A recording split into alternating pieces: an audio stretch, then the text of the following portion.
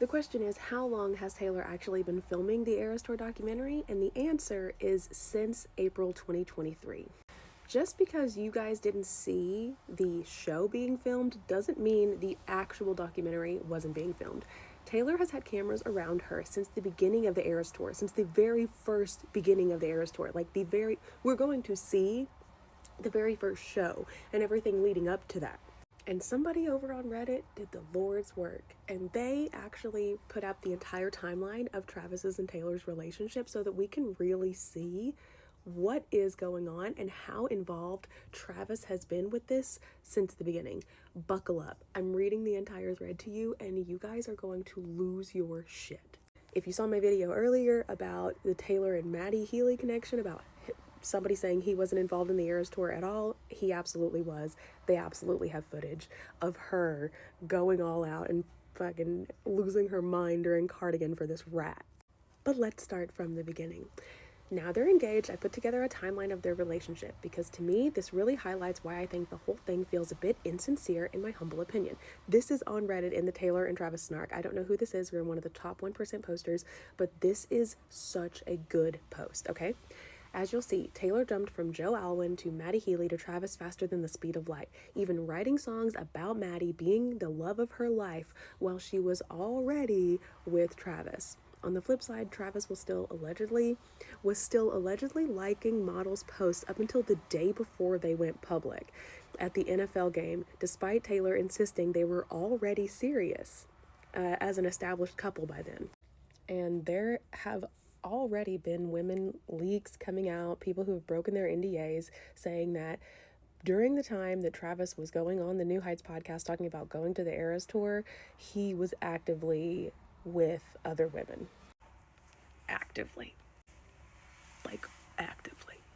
You can see also how quickly Travis became integrated into her brand and how over time he's been woven deeper and deeper into her career.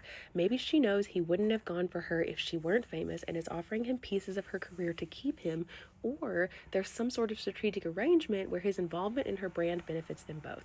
Whatever the reason, when you lay out the full timeline, something about this relationship is very, very off. Just want to make sure to note, this is all my opinion based on public information, okay? So this is not my opinion. I didn't write this, guys. This is on Reddit. April 2023. Taylor and Joe ended their 6-year relationship. Joe confirmed that it happened a couple of weeks before it was announced. Also April 2023. Around the same time, Travis was apparently trying to get with Megan Thee Stallion, which honestly isn't surprising based on his ex. He definitely has a type. Rumors were also swirling that he wanted to be in a high-profile relationship to boost his public profile. Megan rejected him. Taylor seemingly goes on to reference this in her song Eldest Daughter, so it seems she was aware. Why else would Taylor Swift be saying, I'm not a bad bitch and this isn't savage, unless she is literally talking about how he wanted to be with Megan Thee Stallion? There is no other fucking reason for Taylor Swift to use those lyrics. You can fight me if you want, but there's nothing that connects her to Megan Thee Stallion in any way, shape, or form. That is a Sagittarius being a Sagittarius. Moving on. May 2023. Just 4 weeks after her breakup with Joe, The Sun reports that Taylor and Matty are dating and madly in love. Taylor goes public with Matty, and the two are spotted heading to a recording studio together.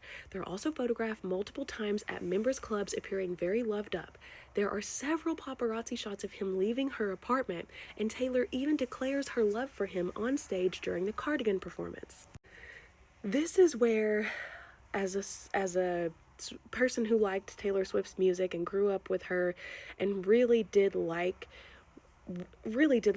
what was happening, after she started dating Matty Healy, I think she sent me into a psychosis because I thought, why would this woman be aligning herself with someone who is so blatantly racist and has these really fucked up views unless she also has those views? So when Taylor and Matty started becoming an item publicly, that's when I knew I can never trust anything this woman puts out again.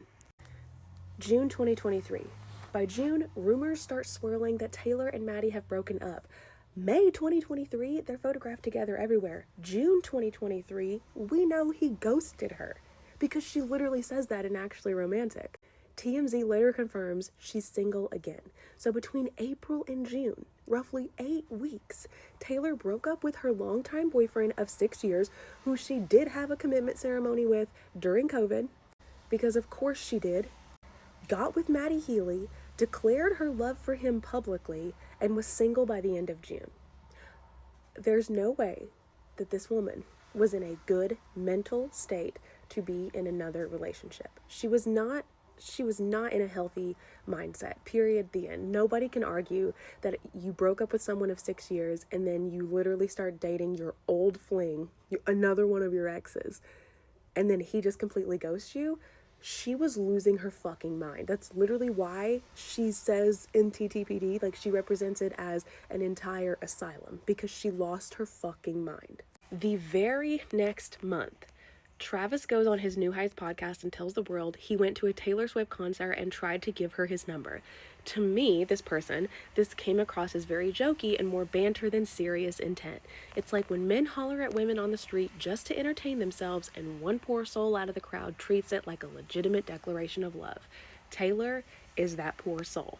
September 2023, Taylor makes her first appearance at the Chiefs game as Travis's girlfriend, triggering a full-blown media frenzy. Despite claims that she wanted to attend undetected and unnoticed, it later came out in a separate documentary that someone from her camp called a senior NFL contact to inform them that she'd be there, which suggests that the cameras would be rolling. But of course the cameras would be rolling, because the NFL games are a highly televised event. And if you are having the biggest pop star in the world, who is currently on tour, who has active threats against her life all the time coming into your stadium, someone from her team is definitely going to call and be like, here are the precautions that you need to take in order to make sure that she's safe when she gets there.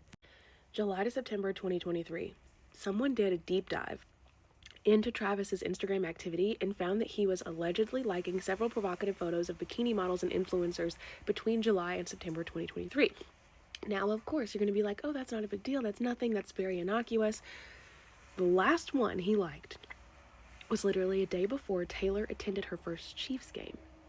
The model, or the person, they say the model, but she's more than a model, she's like an artist, was Coco Jones, a rumored former love interest.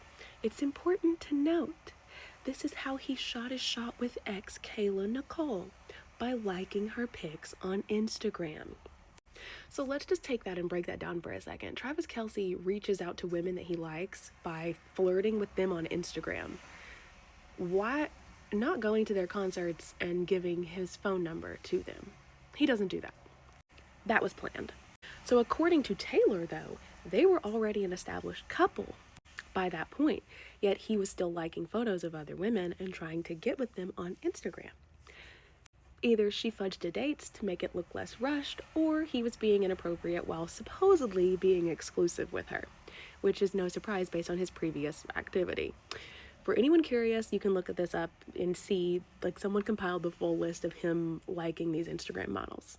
Around this time, Travis starts talking about Taylor constantly on his podcast. His brother often brings her up, and Travis goes into detail about their dates and relationships. Taylor is mentioned in nearly every episode, and these clips are repackaged to drive engagement on TikTok, which massively boosted the podcast's reach. This is all manipulative marketing, guys. If you're genuinely serious about a new relationship, wouldn't you want to keep it private for a while? He seemed to enjoy the attention a little too much. Then we have Travis going to his official first Eras Tour show that's not him giving her the thing. It generates massive media coverage. They engage in full-on PDA in front of tens of thousands of people. There's even a video showing her dad seemingly directing Travis to stay outside the tent so everyone can see her and him kiss. It looked orchestrated. This is also the first time Taylor sings "Karma is the Guy on the Chiefs." And clearly we're going to have to do a part 2. Sorry, you guys, I'm a little sick, but I'm going to get through this. The rain came to LA and it fucked me up.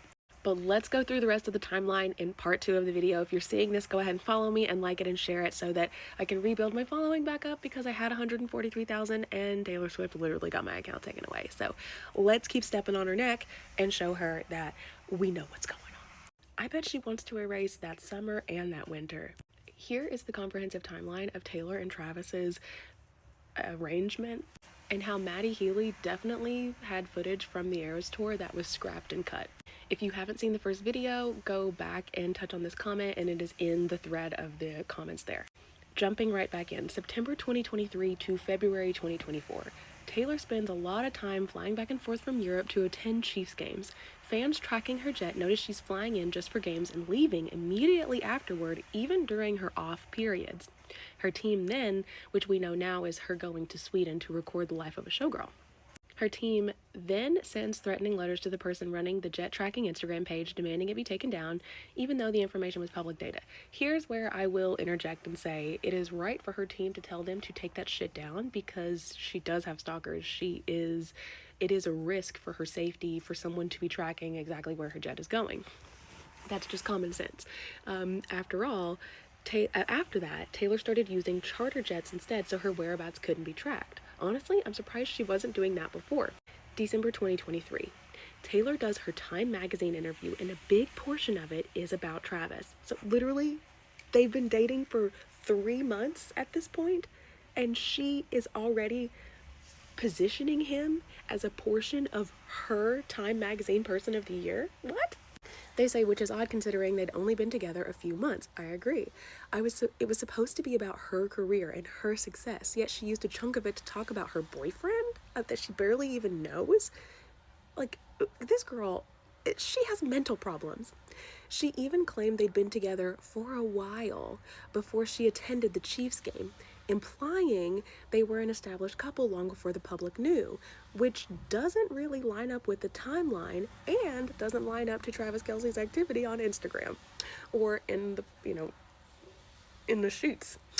Why is she giving him so much exposure so early on? February 2024, the Chiefs win the Super Bowl. Taylor walks onto the field and kisses Travis in front of the cameras with the footage plastered across every news outlet. It was viewed by hundreds of millions of people. Again, very public, very deliberate. April 2024, Taylor releases the Tortured Poets Department. Fans are shocked that most of the songs aren't about Joe, but about her 4-week situationship with Matty Healy. She's seemingly devastated by their breakup. Most songs paint him as the love of her life, and now we know, especially from this new album where he just completely ghosted this girl. He said, "Bye, Taylor." He said, "Bye, Taylor. Sorry, I can't hang out with you anymore. You're boring, Bobby. You're no fun, and all my bandmates don't like you." Meanwhile, she was writing and recording these songs while in the relationship with Travis. There are only 2 songs about Travis on the album. One clearly a recycled Matty song with some half-hearted football references thrown in. I think they're talking about the prophecy there. And So High School, which basically boils down to, I'm smart and he's kind of dumb, but it's cute. Compared to her songs about Matty, it's embarrassing. Matty Healy announces his engagement to Gabriette in June 2024. Taylor's conveniently papped with her girl squad in London the next day. Travis is nowhere to be seen. Can you imagine? Can you imagine?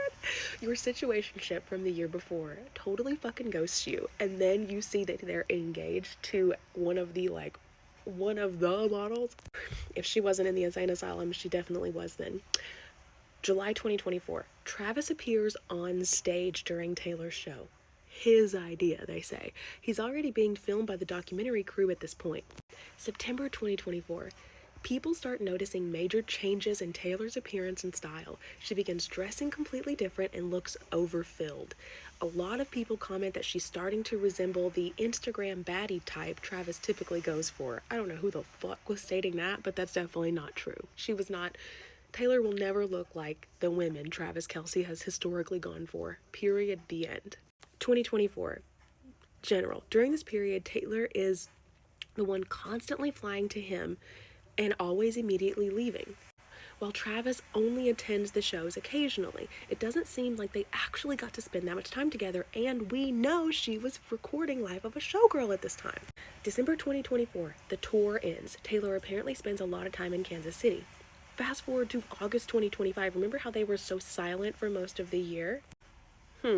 Taylor appears on Travis's podcast to announce her new album. The setup is weird. She's sitting next to him while he chimes in as if he's her co-producer. And he comes across oddly codependent, like she's slowly weaving him into her career. This did insane numbers for their podcast that they've never been able to replicate. August 2025. Later that same month, they announced their engagement to their 100 million Instagram followers, both wearing matching Ralph Lauren outfits. Taylor later reveals he proposed after they filmed the podcast. His dad admits he wanted to propose a week later, but Taylor was getting antsy, so he moved it up. Did they have a deadline to hit? October 2025, Taylor releases The Life of a Showgirl to poor reception. Many of the songs are about Travis, but fans note how shallow and surface level they are compared to her songs about Joe.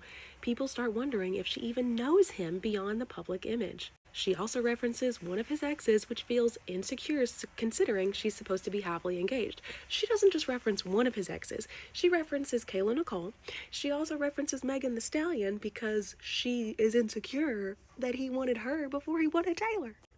October 2025, Taylor is selling signed copies of her new album, and some fans are receiving theirs with Travis Kelce's signature on them. Like, what the actual fuck? That decreases the value of the Taylor Swift signature, and she doesn't even get it. This comment is so funny. Why is he signing anything? If someone wanted an album autographed by a musty MAGA monster, they'd ask for it specifically. And here we are at the end. October 2025. She promotes the album mainly through British TV and radio. Interesting considering two of her exes are from the UK. Was it intentional?